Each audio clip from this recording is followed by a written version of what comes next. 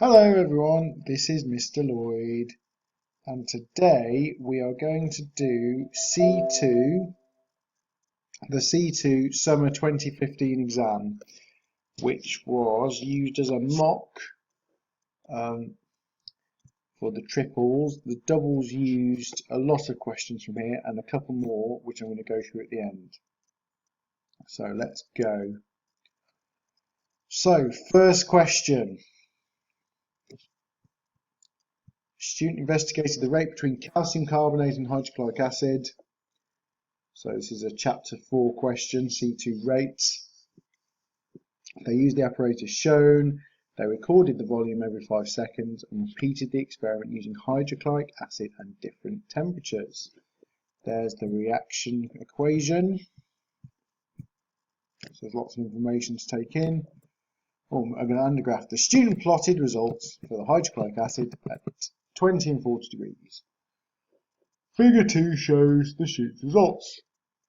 State one conclusion that the student can make about the effect of temperature. Off you go. Right. The effect of temperature on the rate of reaction. Let's go to the mark scheme.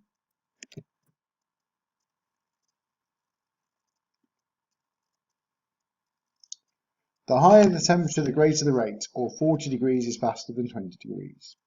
Okay? Or you could say the higher the temperature, the faster the reaction. That's the same as saying the higher the rate. What did the examiner say about this? Many correct responses.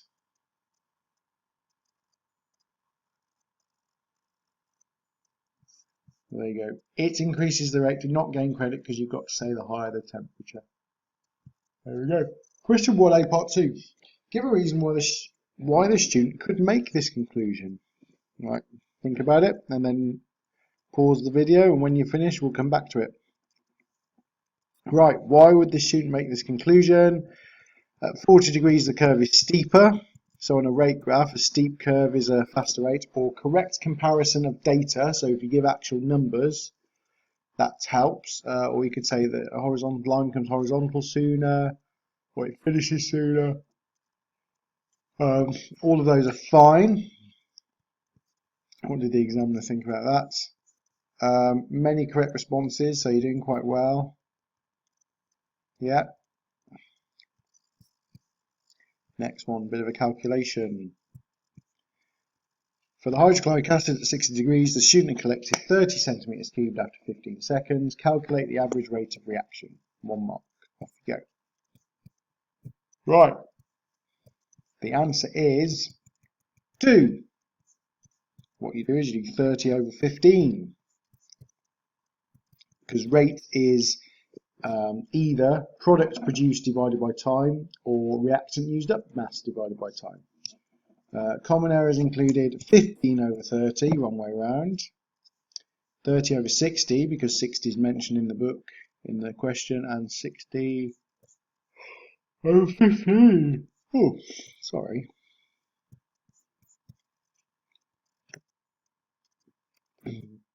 Question 1B.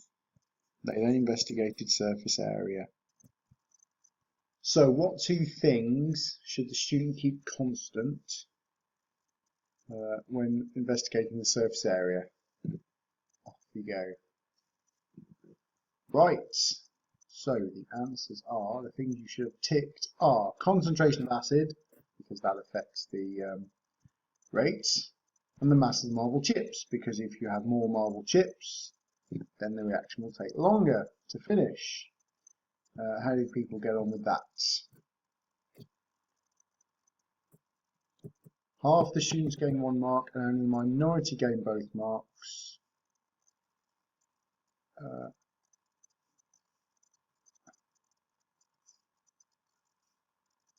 Hang on a second, that's about the other question. They didn't actually have anything to say about this question. Well, I suppose it's multiple choice. It explains in terms of collisions why increasing the surface area of the marble chips has on the rate of reaction. Off you go. Right. So the mark scheme says it increases the rate because there are more frequent collisions between particles and it says ignore more successful collisions. I suppose the reason for that is more successful collisions could mean you have the same number of actual collisions, but more of them are successful. So it doesn't explicitly say that you have more collisions, more frequent collisions. You can't have more collisions because it's a rate thing, so you've got to have more collisions in a certain amount of time. So it's quite a specific answer that you're thereafter. So this is, most people got 1 mark, few people got 2 marks. They didn't refer to the frequency of collisions. They forgot to give the effect of actually increasing the frequency on rate. And a few students thought that increasing the surface area would decrease the rate due to the particle being more spread out. There you go. Not many people make that mistake at our school, but other people do. Right, next question.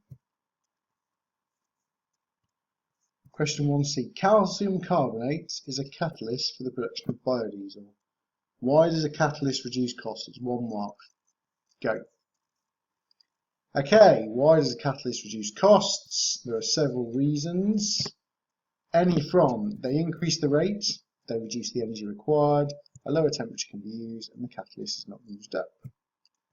So it's just a case of looking at the catalyst. Most students got this mark. Most knowing a catalyst increases the rates. There you go. The few incorrect responses referred to things as less reactant. Okay, so that's the most common wrong answer. So that question is about chapter 4. Right, question 2. Temperature change when zinc reacts with copper sulfate. They use different concentration of copper sulfate for each experiment. There's various details there you can read. You can pause this and read them if you want. The thermometer reading changes during the reaction. Give one another change the student could see during the reaction. 1 mark. Pause this, have a go. Right, the answers include the solution becomes colourless or colour fades, a zinc becomes bronze or copper coloured, the zinc gets smaller, bubbles or fizzing. There are some clues to this. You get solid copper. Okay, copper is a reddish brown colour.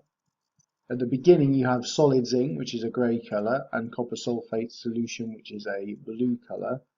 So solid copper forms, which is a brownish red colour, and zinc sulfate forms, which is not a blue colour, it's just a sort of yellowy, it's a colourless solution. Zinc compounds are actually colourless. So that kind of is a little bit of a hint as to what you should be writing, although you need to remember that copper sulfate is blue and copper is reddish brown, etc. A little over half of all students gain credits. As I said, the amount of zinc change. Some people thought the copper would make the solution cloudy.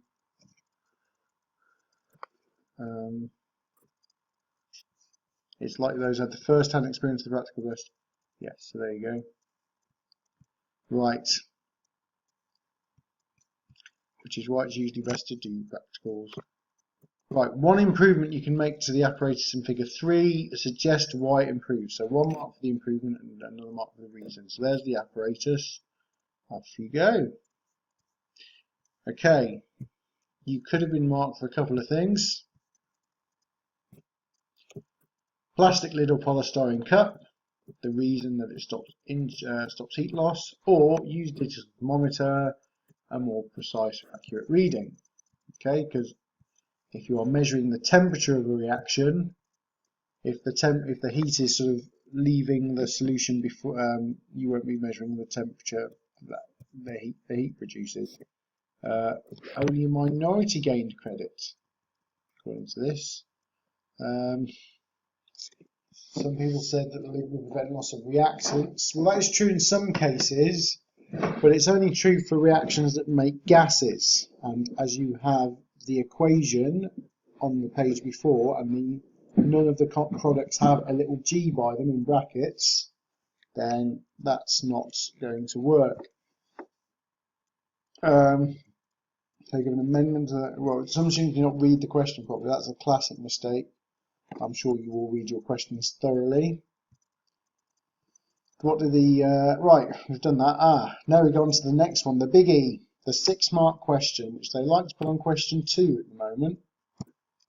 That's because there's a pretty nasty trap where if you spend all your time trying to answer question 2, the 6-mark question, you might lose time trying to finish the paper. But I'm sure you won't fall into that trap. Anyway, 2C, here's some data. So we did some experiments with different concentrations of copper sulfate, and they measured the increase in temperature. Oh, sorry. This is the first time a 6-mark question has been about some results.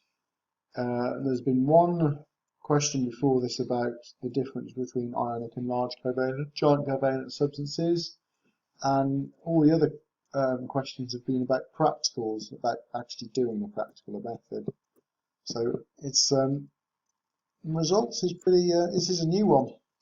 Describe and explain the trends shown in the student's results. I'll give you a little hint here. It's a 6-mark question.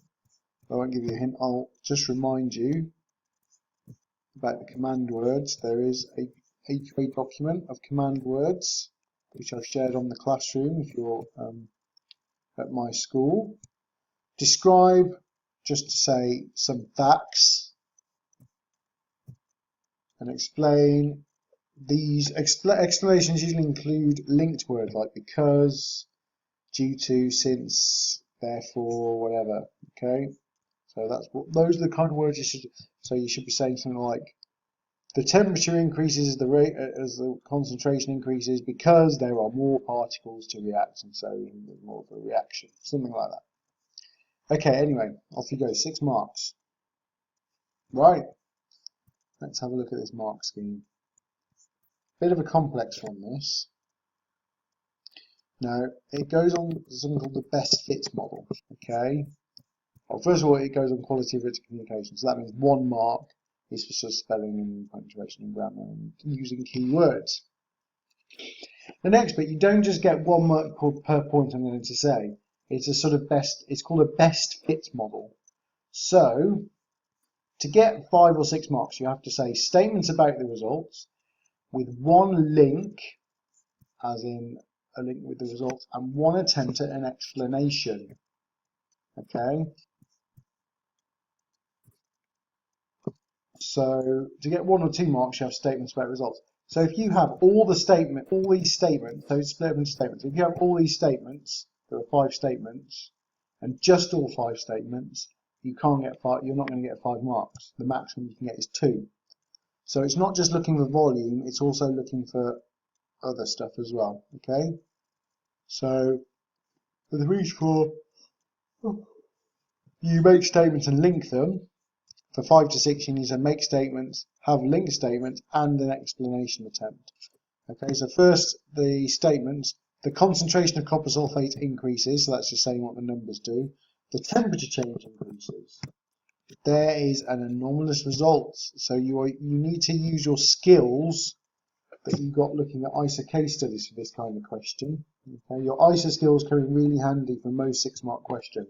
When you're planning a practical, they come in handy. And when you're doing this, they come in handy. The only time they don't come in handy is when you're doing sort of difference between ionic and large giant covalent. So the anomalous result, 5, 10, 12, 20, 25, 30, 35, 35, 35. So they all go up in 5s apart from this one. So 0.3 is an anomalous result. But you don't even need to say that, you just need to say there is an anomalous result. The temperature change level's off, which it does, because they go 35, 35. Reaction is exothermic, so it's use of a key word to show that heat's being given off. So link statements, so temperature change increases as copper sulfate increases, so that's taking 2 observations and linking them. As temperature increases, then remains constant. After experiment 7, the temperature remains constant. Statements including data, experiment 3 is anomalous, the trend change to experiment 7. Attempt explanation. A temperature change increases because rate increases. Temperature change levels off because reaction is complete. There's because. That's what the explainer is for.